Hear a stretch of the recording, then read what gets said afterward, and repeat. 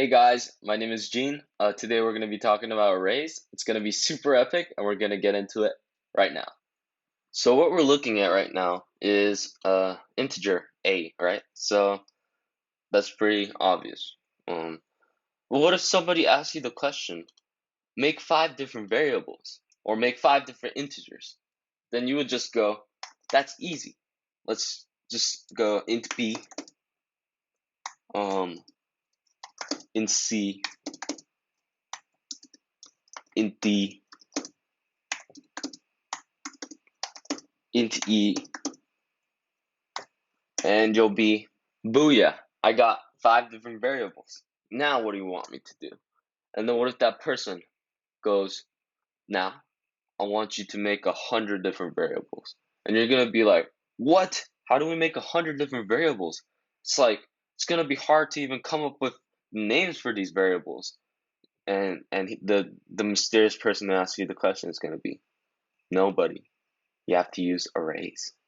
So that's where our buddy arrays comes in. So arrays are just a single variable that refer to a whole bunch of whole bunch of values. They're not different. They have to be of the same type. So if we go more into the definition, you'll see that arrays are just a list of values of the same type that are inside of one variable. And we call each of the values in an array an element. And when you first make an array, it has no elements, and it's your job to make the elements. It's your job to fill in the array, basically. And also, what's really important is that each element initially has no value. So, in short, when you first make an array, it's empty, and the elements inside of it are also empty. Okay, so this is how we make an array. This line right here is what's creating an array. So, if we go through this line one by one, we'll see that there's a type here, brackets, the name of your array, and a number here, which represents how long you want your array to be. And if we go into more detail, this is the type, or so what type you want your array to be, right? So you know how we said your array is a single variable of a single type that refers to a whole bunch of elements. So this is where we decide what type we want our array to be. This can be a string, it can be a rectangle, it can be pretty much anything. And yeah, I don't know why I keep on writing SD string, but yeah, so this can be anything, but for now we want it to be a string, an integer. And yeah, these brackets mean that this is gonna be an array. So if we don't have these brackets here, right, we're just making a new integer, right? But we don't want to do that. So we have these brackets here to show that this is an array, not just it's not just a normal integer. It's not just some normal string. It's an array of integers and an array of strings. This is just the name of the array. So our array is named epic, and this new is obviously here as you know, like we used it before when you create a new easy reader, new stuff like that, new classes. This is a reserved word from Java, which just means that it's just saying make or like construct this new array in our case, right? So it's constructing an array that's that has a size of 100, right? So its length is going to be 100.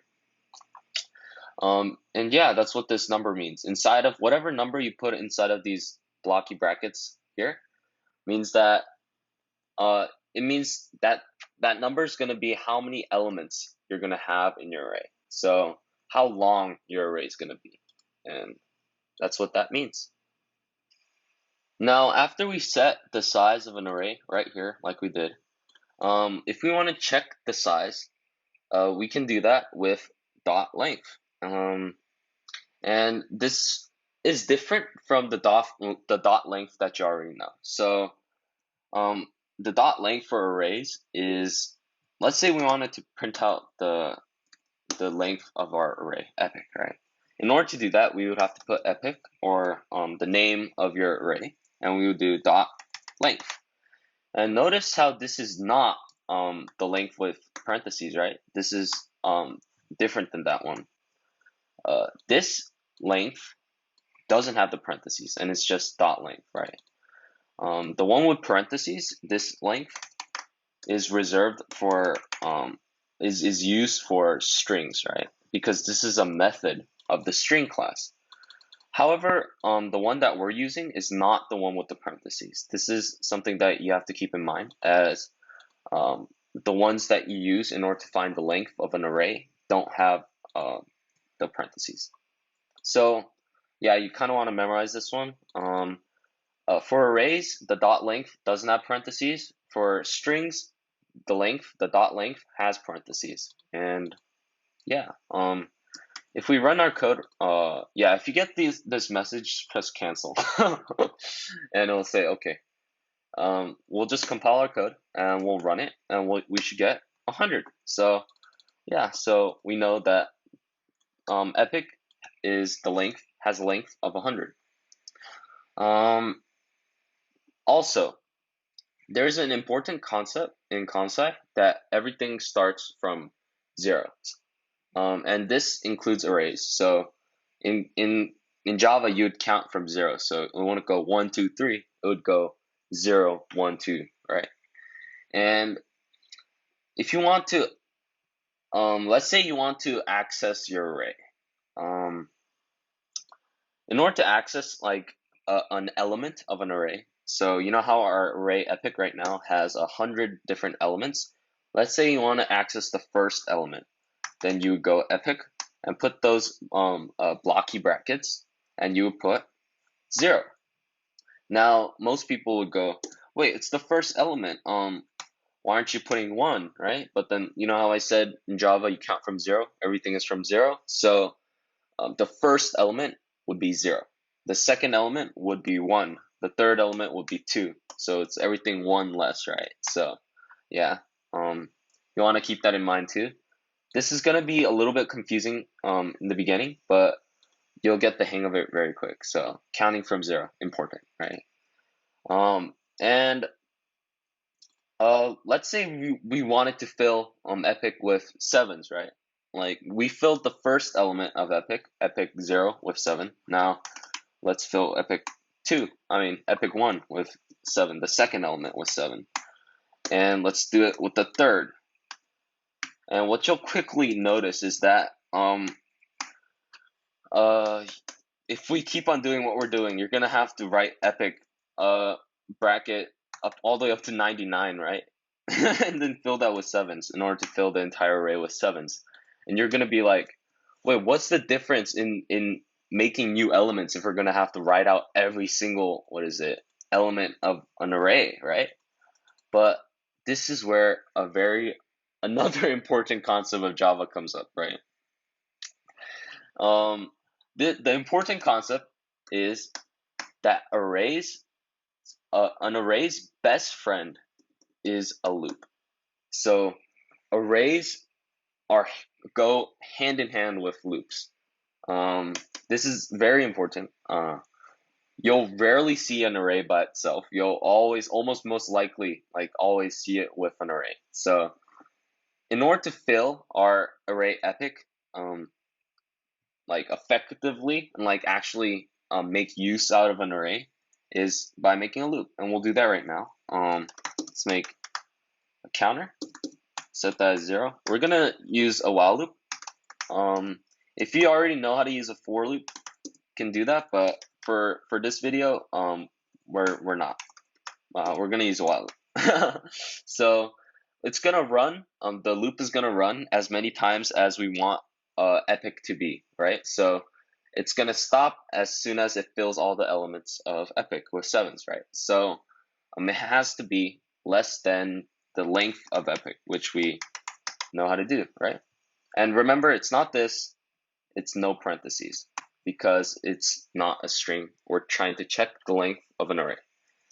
And we'll put the brackets there, and we'll say epic element count, right? Because we want to access the the different elements of epic, and we'll make that equal to 7, and we'll make count bigger every time. Oh yeah, and this plus plus, this is the same as doing this, as doing +1, but it's a little shortcut, right? So if you do plus plus, it's the same thing as just incrementing it by 1. So yeah, so we made a loop that's gonna fill epic with 7s, and yeah. Now that we filled our array epic with 7s, we've essentially made 100 different elements or values. Which is cool. So that solved the problem of making 100 different variables, right? And let's say we wanted to print the 7th element of epic, right? And in order to do that, we would go epic 6, right? Because we count from 0. And if we run this, it should print out 7, like it did.